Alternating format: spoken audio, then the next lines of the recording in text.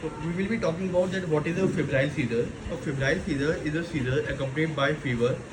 What is fever? Fever is defined as a temperature of more than 38.4 degrees Celsius without any CNS infection or metabolic disturbances or a history of afebrile seizure or any acute neurological insult that can be severe electrolyte imbalance, meningitis or trauma in the children of age group 6 months to 6 years.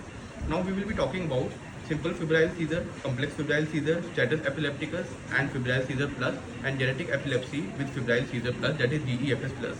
What is a simple febrile seizure? It is a febrile seizure which is without a focal component and lasts for less than 15 minutes and does not reoccur within 24 hours. Now, what is a complex febrile seizure? It is a febrile seizure that has focal symptoms and it lasts for more than 15 minutes and it recurs within 24 hours. What is febrile status epilepticus? It is a febrile seizure lasting for 30 minutes or more. Febrile seizure plus is a febrile seizure that continue past the usual age, that can be 6 years. And what about genetic epilepsy with febrile seizure plus? That is a febrile seizure plus with a family history of febrile seizure plus or afebrile seizure like generalized chronic, myoclonic or absent febrile seizure. We know that there is no investigation are needed to be done in case of the simple febrile seizure, and EEG is also not recommended. If we have to do EEG, we should do it after 48 hours according to the latest guideline, and MRI is also not recommended. Talking about the lumbar puncture is indicated in the children less than 1 year of age, or in children if the child is more than 1 year of age, we would do lumbar puncture only if there has been no vaccination against Streptococcus pneumoniae at infancy or pre-treated with antibiotics. So now we will be talking about the intermittent prophylaxis and the continuous prophylaxis and when it has to be given.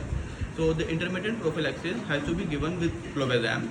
The dose is 0.5 to 1 milligram per kilogram, and the condition in which intermittent prophylaxis has to be given is recurrence of simple febrile seizure. Recurrence can be defined as more than 3 episodes, or if there is parental anxiety or the parent or the child is living in a far-flung area and he cannot reach the hospital within time. Now, the second will be continuous prophylaxis. The drug of choice is sodium valproate. We know that phenytoin has not to be given in case of continuous prophylaxis, and the conditions of continuous prophylaxis are the child with neurodevelopment delay, it can be given, or the child with febrile seizure plus or genetic epilepsy febrile seizure plus, it can be given, or in cases of recurrent complex febrile seizure, it can be given. In case of acute attack, we have to counsel the parents to keep either intranasal midazolam or rectal diazepam ready to give in case of the attack which occurs at home, and the dose of which will be 0.2 milligram per kilogram, and they have to administer it if the seizure occurs for 3 to 5 minutes outside the hospital setting.